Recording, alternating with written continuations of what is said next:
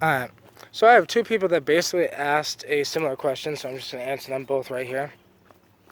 And I don't have the questions in front of me, of course, but the ballpark thing that they wanted me to talk about real quick was kind of just they were talking about plantietas, and they wanted me to talk about plantietas, rituals with plants that I do, little ceremonies that I do with the plants, um, and kind of what's in my like my shaman's kit, toolbox kit, type shit.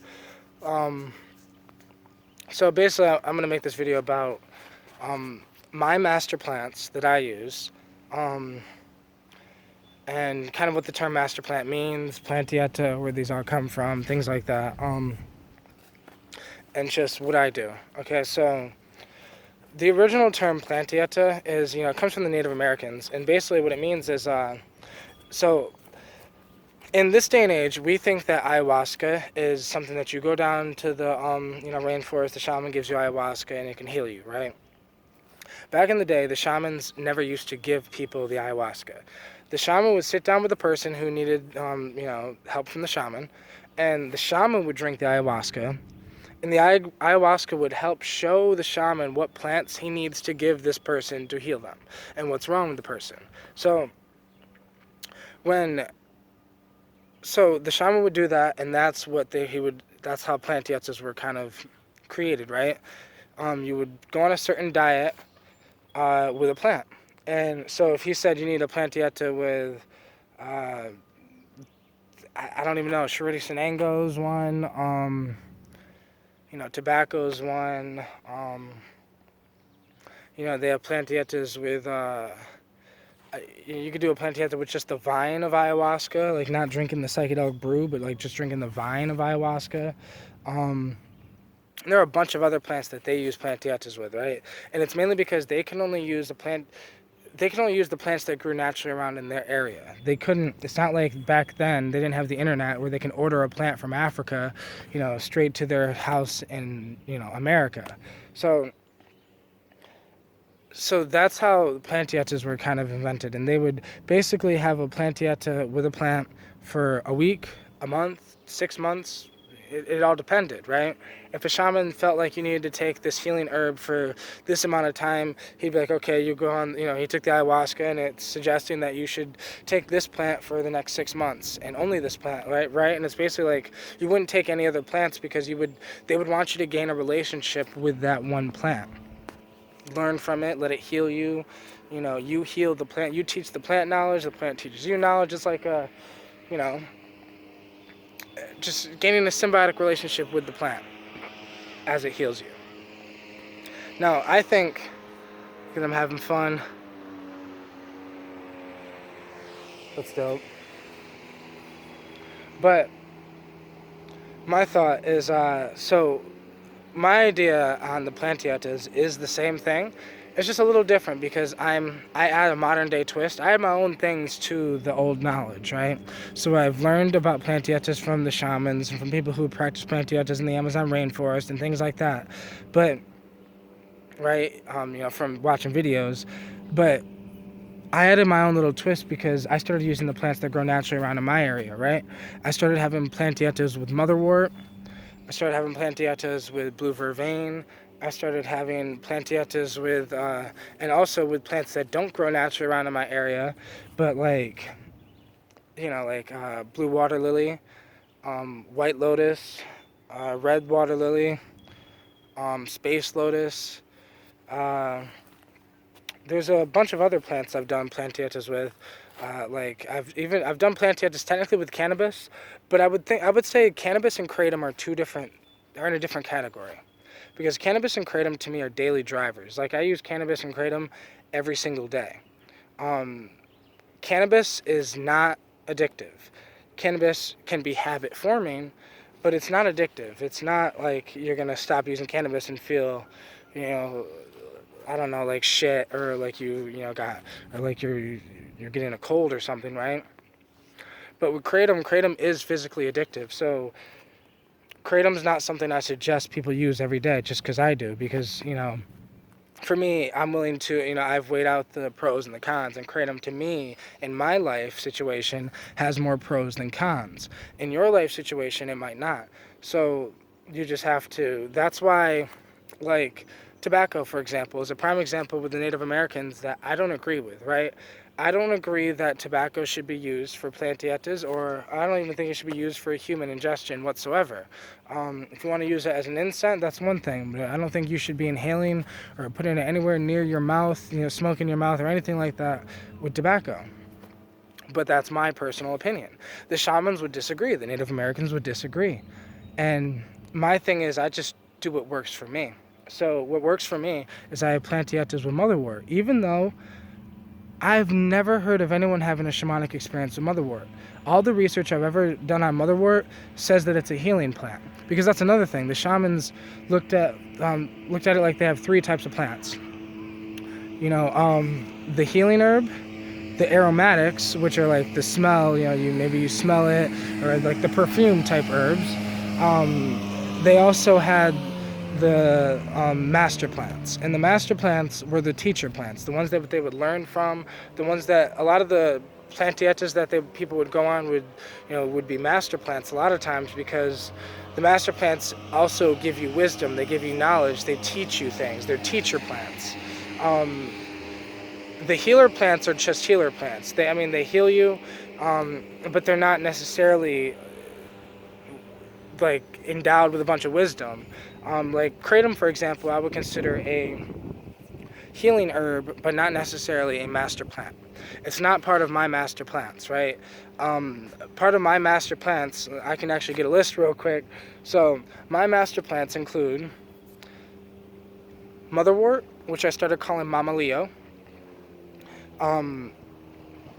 And this is Leonoris cardiaca that I'm experiencing, because that's the one that naturally grows around in this area.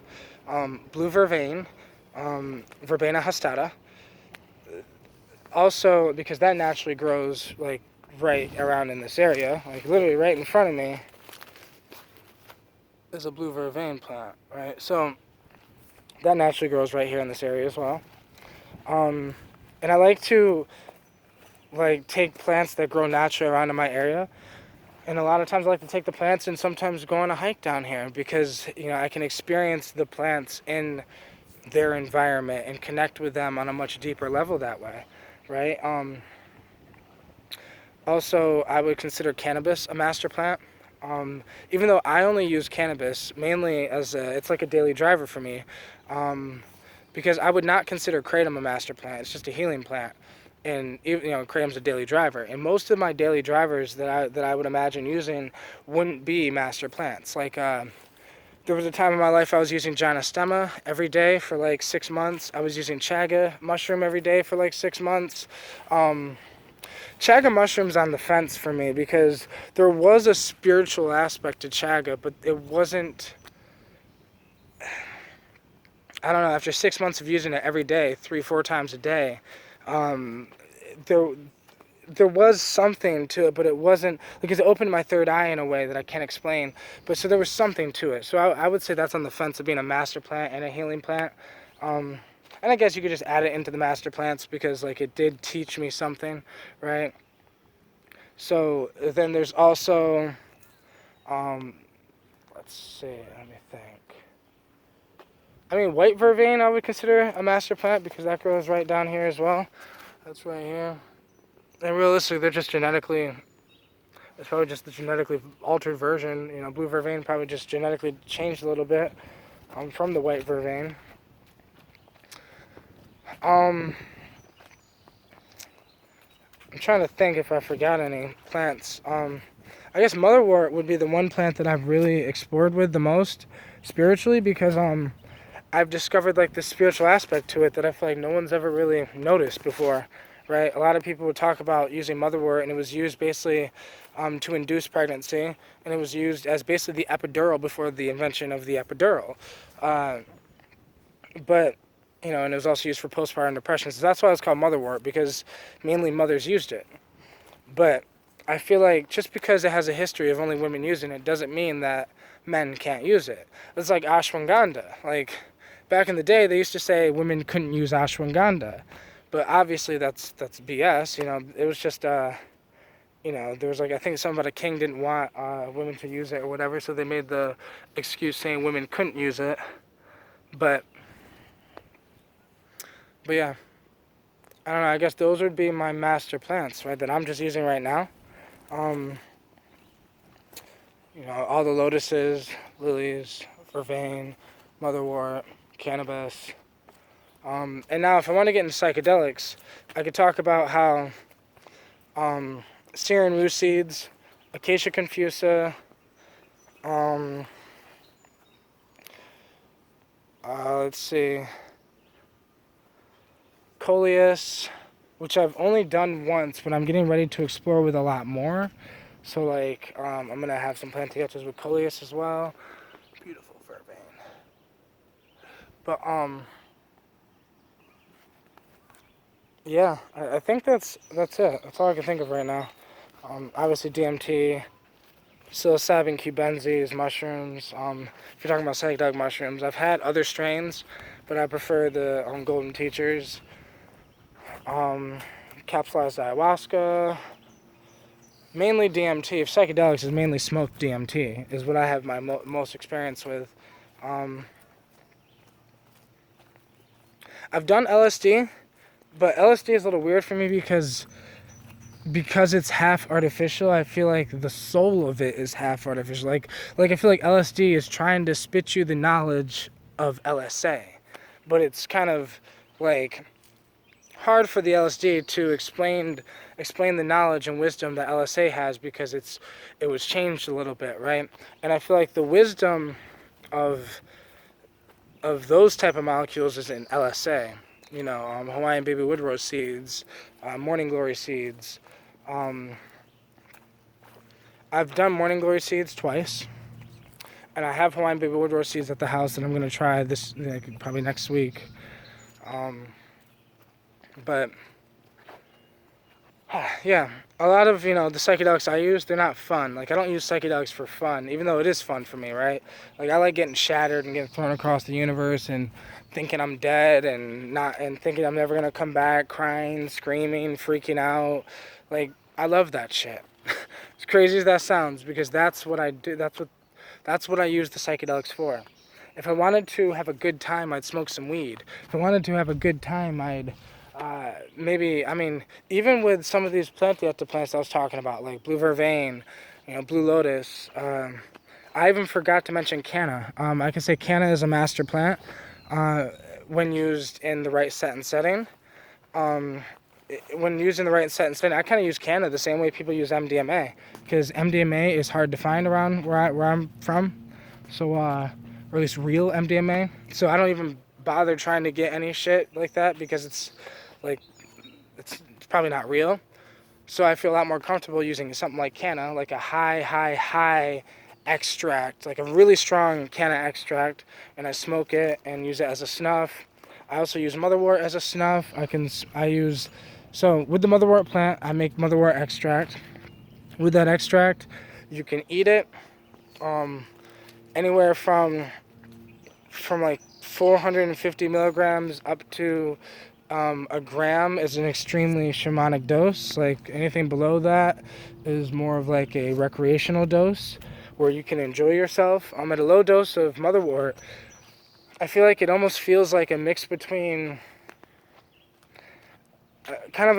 alcohol and cannabis. And when I say alcohol, I don't mean like the dumbing down of the mind part. I just mean like the warm type, comfortable part, relaxation part of alcohol. I've also used canna, kava. I've also, used a few other things, but I don't really consider them anything besides healing plants and maybe plants that I need to explore with more.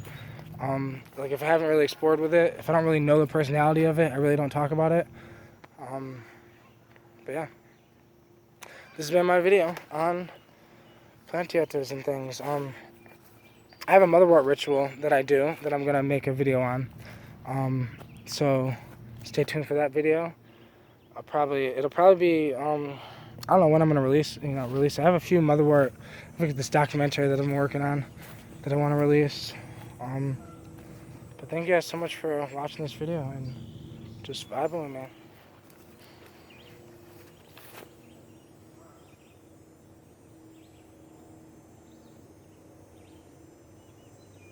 Sexy blue vervain.